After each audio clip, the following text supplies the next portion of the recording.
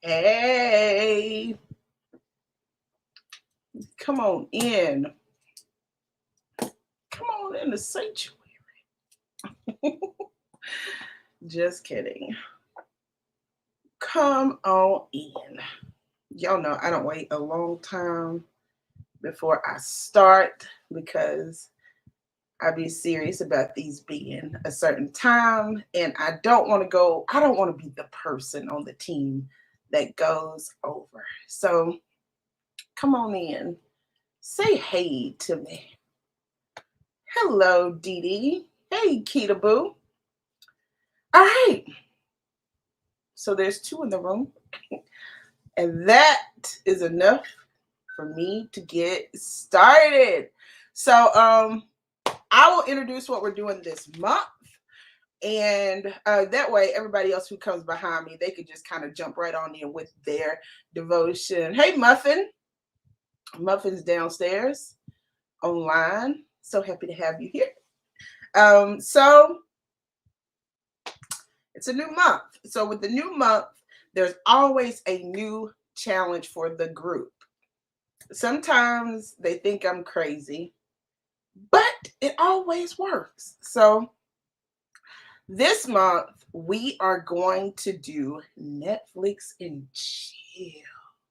I feel like things happen when you do like this. Chill. We're doing Netflix and chill. We're taking our favorite movie. We're going to flip it, make it a devotion, and we're going to have a good time while doing it. So we have some really good movies that our team picked their favorite movie. And so every Thursday this month, they'll be going at different times, some in the evening, some in the afternoon. And so we will go at different times, but you'll have a flyer to let you know when to chime in, or you're always welcome to catch the replay. So even on this, if you are catching the replay, just hashtag replay so I can come back and say, hey girl, or for my fellas who like to chime in, say, what up, bro? So I am ShaDana Langford. My husband hates when I say ShaDana Campbell Langford, but I am ShaDana Langford. I even edited it down there, so he will be happy. I am the visionary founder of Woman to Woman. 10 years later, we still in this. We still here, y'all. We are here. We are ready to do the works of the Lord. So, got all of that out of the way. You guys know who I am. You guys know what I do with the ministry, and you know what we will be doing every Thursday this month. So every Thursday, we want to see your face in the place for the different devotions. I would tell y'all the movies, but it'll kind of take the excitement out of it. So just make sure, I will let you know that next Thursday is going to be Kita at 6 o'clock. So make sure you tune in. Same time next week. She has a great movie that she's going to flip. Okay? So my movie. A lot of people are very surprised about my favorite movie. You would probably think like Boys in the Hood, Juice, Poetic Justice, things of that nature. My favorite movie is actually Willy Wonka and the Chocolate Factory. And I'm often asked, why do you like that movie? I really don't have an answer. Well, I guess the movie, I remember watching the movie for the first time. My parents, we were stationed in Germany, and the teacher came in the classroom and she had the TV, the TV on the wheels and had seatbelts in, and she wheeled the TV in the room. I was like, oh my God, this is just like America. So in that moment, her wheeling that TV and us watching Willy Wonka was a sense of normal for me because we were in a different place. So maybe that, maybe the whole imagination and all of that stuff. Maybe it's like the creative. I don't know, but I love the movie. With all that being said, Willy Wonka came out in 1971, so it came out 10 years before I was born. Willy Wonka, and I have notes, y'all, because I love this movie so much. I literally could talk about it all day, and I be trying to stick to the time. So if you see me look down, it's only because I don't want to talk to y'all for an hour about this movie, but this movie is so good. But anyway, Willy Wonka. he had a candy factory. He ended up closing the candy factory for several years because there was spies that were trying to get his secret recipe. And so he decided that he was going to allow a few people to come in and tour the chocolate factory. So he's going to let 5 people in. And the way that he did that is he put golden tickets into the Wonka bars. And if you so happen to purchase a Wonka bar and open it, and it had the golden ticket, then you would have the tour of the chocolate factory, and you will also receive a lifetime supply of chocolate. I just got tickled at myself because I am talking about this like it's real. Okay. Okay. So the city went crazy. Like the city went ham, right? Everybody trying to get the golden ticket because they wanted access to the factory. And so, yes, I got the golden ticket. Yeah, yes. Right. This was a real story to me, y'all. Okay. Focus today. Okay, so the city went wow. People were buying Wonka bars, over them looking for the golden ticket, did not have the golden ticket. And so Charlie was poor. He was less fortunate. He was a paper boy. He lived in the home with 4 elders of the family and also his mom. So for his birthday, they gave Charlie a scarf that they had all kind of worked together to make for him, and also a Wonka bar. So Charlie thought this was his way out. Like, I'm gonna open this Wonka bar. It's gonna be the golden ticket. We gonna be rich. We ain't gonna have to have cabbage water no more. No. So he opens the bar. He does not have the golden ticket. There's a moment of disappointment. All of that good stuff. I'm just trying to catch y'all up because y'all don't watch Willy Wonka the way I watch Willy Wonka. I hope y'all watch it today or this weekend, for real. So I'm having to catch y'all up because a lot of y'all ain't watched it in years. So he didn't win. There's other people. Veruca, her dad, she was rich. Her dad literally hired a team. He hired a team of women to open bars. He ordered thousands and thousands and thousands. Sonia ain't never watched it. Jesus. So they opened thousands and thousands and thousands of Wonka bars trying to find the golden ticket for Veruca. So find the golden ticket for her. Other people throughout the city, they also found the golden ticket. So Charlie, he was walking home one day from his paper route, found a quarter, got him some chocolate. They had announced on the news that all of the golden tickets had been found. So he purchased a new Black Card Revoked, even though it's not a black movie. So he purchased a piece of chocolate that was not a Wonka bar because he thought that if he bought a Wonka bar, it was in vain because they had already got the golden ticket. So anyway, Charlie, he got the chocolate that he wanted, and then he had some change left over, and he thought, could have been Holy Spirit told him, go ahead and get a Wonka bar. So he got the Wonka bar, opened it, and had the golden ticket. So he went home to his family, 4 of them which were bedridden. He's telling the people he got the golden ticket. He got the golden ticket. After the golden ticket, it's a golden day, right? So he has the golden ticket, and I really wanted to stop here and this be my devotion.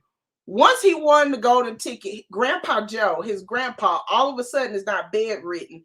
He stands up and starts dancing and he's singing, I got the golden ticket. That's what I really wanted to, but the Lord knows I probably would have added a little bit of petty in it. So he didn't let me stop there. Because just because Charlie won the golden ticket did not mean Grandpa Joe won the golden ticket. And thought you was sick, Grandpa Joe. How you gonna jump up? The Lord wouldn't let me stop there. So anyway, 5 kids end up winning the golden ticket. So it was Veruca, there was Violet. It was not his ticket, you're right. There was Violet, there was Augustus, there was Mike, and there was Charlie. 4 of the 5 people were very wealthy kids. And then there was Charlie. Charlie had used his last to get whatever he, to get the chocolate, right? So the next day, the expiration date is the next day. So the next day, they show up at Willy Wonka's chocolate factory. They go with their golden tickets. Mr. Wonka has them sign a contract, and they say, if you breach this contract, you will get kicked out of the factory and you won't win.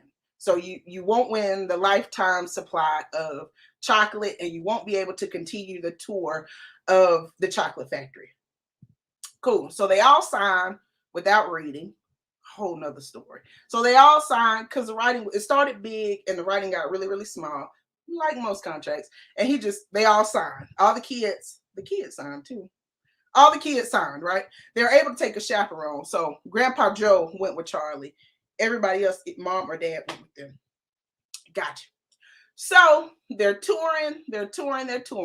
Remind you, Veruca is a girl who her dad hired a team of people to open the bars so that she can get a golden ticket.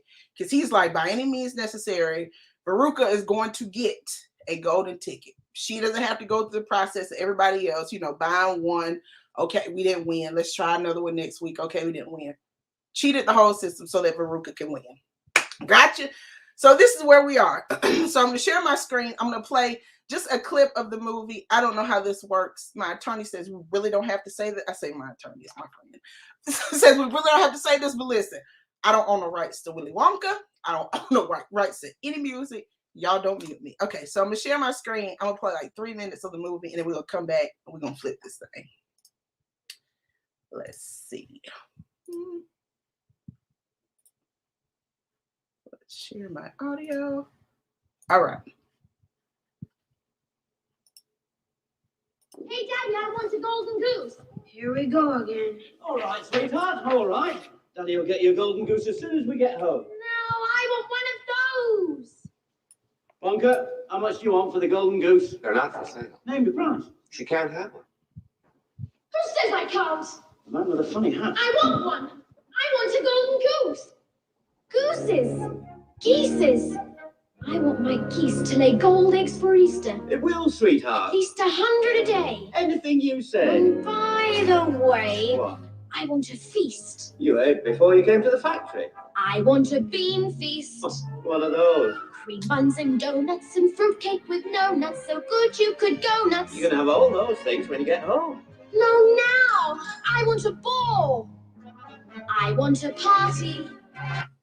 Pink macaroons and a million balloons and performing baboons, and give it to me. Now, I want the world. I want the whole world. I want to lock it all up in my pocket. It's my bar of chocolate. Give it to me now. I want today. I want tomorrow. I want to wear 'em like braids in my hair, and I don't want to share 'em. I want a party with roomfuls of laughter, 10,000 tons of ice cream, and if I don't get the things I am after, I'm going to scream.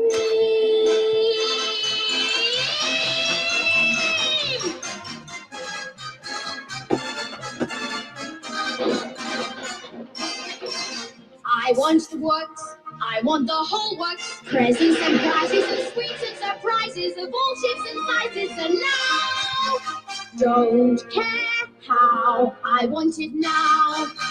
Don't care how, I want it now.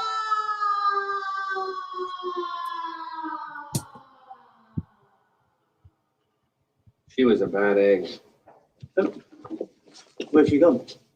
Where all the other bad eggs go. Down the garbage chute. Oh, the garbage chute. Where did it lead? To the furnace. The furnace!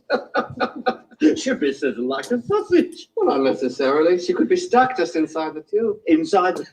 Hold on! Veruca! Sweetheart! Daddy's coming!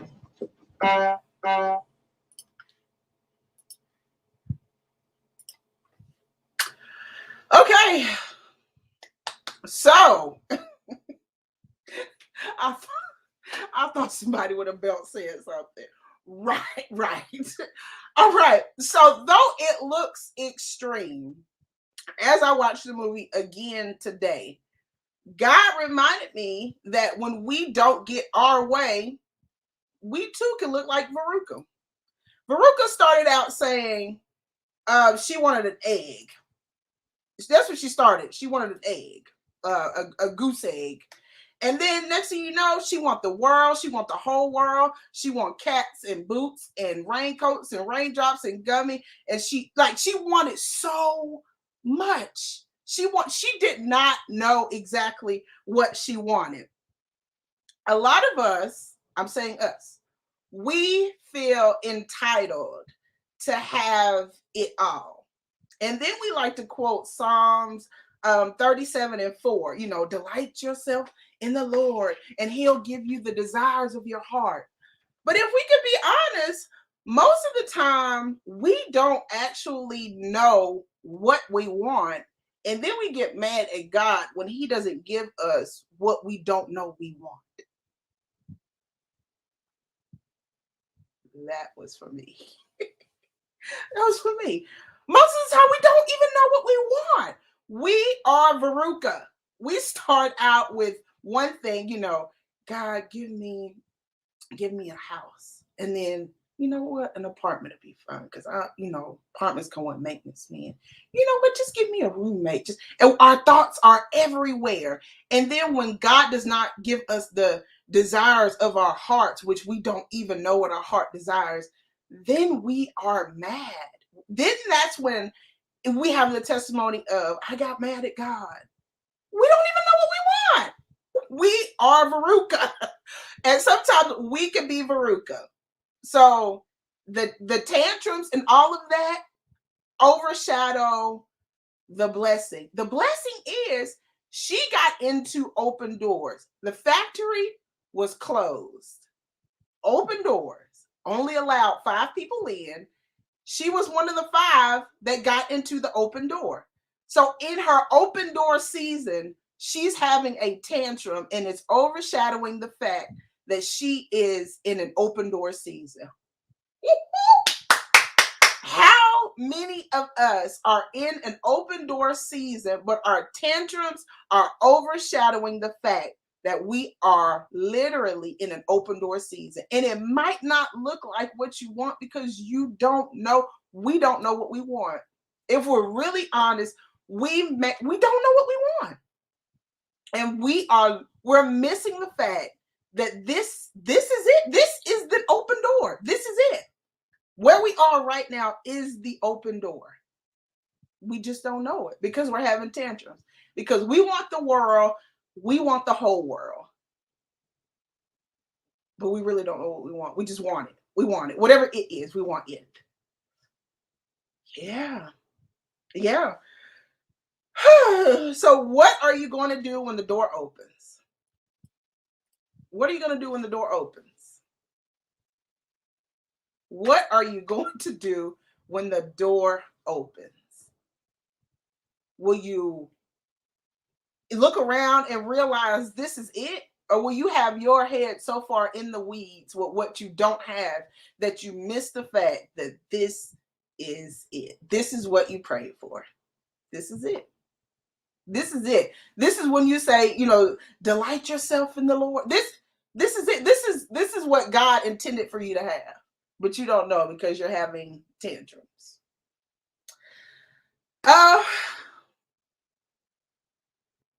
So the movie goes on. All of the kids are gone. All of them do various things to get kicked out of the factory, except for Charlie, the less fortunate one, the one who took it all in. He was still left in the factory. He was honest because once all of them got a golden ticket, they were all approached by this very creepy man who had like a scar on his face. His name is Slugworth, I believe. Slugworth. His name is Slugworth. So Slugworth approaches all of them and whispers something in their ear and tells them, when you go to the factory, if you find an everlasting gobstopper or the recipe and you give it to me, your family will be rich forever. That sounds amazing to Charlie because, listen, I can get this gobstopper, I can give it to you, and we ain't gonna have to have cabbage water no more, because that's what the people was eating at the beginning of the movie. They was eating cabbage water. I think it's drinking, but yeah, they said eating cabbage water. They was eating cabbage water. So Charlie has the gobstopper. Willy Wonka gives everybody a gobstopper, puts it in their pocket. They put it in their pocket, and then when Charlie's about to leave, Charlie returns the gobstopper because he doesn't want to be tempted by Mr. Slugworth to give it to him. So he gives it back to Willy Wonka. Willy Wonka then tells him that Slugworth works for him. He's actually a spy for him, and he was just trying to see what he would do with what he was given. He was trying to see what he would do with what he was given. Oh, Jesus. So he ended up getting the chocolate for life because he was honest and he was the only kid left. So if any takeaways whatsoever, watch Willy Wonka and the Chocolate Factory because there are a lot of messages in that movie. It really is. I could easily rattle off 4 of them. And also ask yourself, what am I going to do when the door opens? Are you going to be so busy complaining that you don't realize that this is the open door? We sing about an open heaven, open heaven. Okay, when we're in the season of an open heaven, what are you going to do? Are you going to have your head down and you're concerned about other things you miss if this is an open door? Are we entitled? Do we feel like we're entitled to this thing? Have we stopped thanking God for the things that we often get? Because we feel like we're entitled. Like we feel like, oh, I'm entitled to wake up in the morning. No, there's a lot of people dead this morning. A lot of people woke up sleeping in their grave. I don't know why people say that, woke up dead. They woke up dead this morning. Like, you're not entitled to anything. Breath in my body, like the small things that we so often think about. Think about those things. Am I walking around entitled? Have I stopped to thank him? Because if you gave somebody something and they didn't say thank you, you'll be, especially for my African American moms, we got the look. Oh, we don't say thank you. So we're not going to feel entitled, and we're going to realize when we are in an open door season. I love y'all. Oh, I went over by 3 minutes. They're going to get me. All right. I love y'all so much. Y'all have an amazing week. Keep up with us on Facebook, and that's at Woman, 2, Woman Single Moms Ministry. There you can keep up with all of our events and things that we have.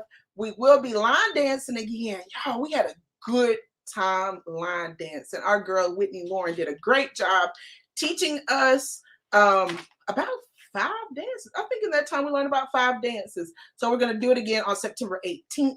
The tickets will come out really, really soon. So make sure you grab yours when you can. All of the proceeds go towards Woman to Woman. We make sure that we help single moms in need when we can. And so we need to get those funds back up so we're able to help people, especially with school starting again. That's it. September 18th. Follow the page. Next Thursday, our girl Keita Boo will be going at 6 p.m. So can't wait for y'all to see what she is going to flip. I love y'all. Y'all have a great day. Did I pray? I didn't. Father, thank you for this day. Excuse me. Thank you so much for your love, God. Thank you for never forgetting about us, God. God, thank you that even when we feel like we are entitled to things, God, you still love us. You're still patient, God. You're still kind. God, forgive us for any moment that we missed because we were looking at what we didn't have versus the doors that you have already opened for us. So God, thank you for the open doors. God, thank you for this season. Even in seasons that we don't understand, God, we still thank you, God, because we know that you are here with us and there's nowhere that we can go. There's nowhere that we can hide, God, that you will not come and see about us. So, Father, thank you so much for this day. Thank you for this life that you have given us, God. Thank you for this very breath in our bodies, God. God, we aim to please you. We hope that everything that was said and done today was pleasing in your sight. In Jesus Christ's name we pray. Amen. I love y'all. Have a good one.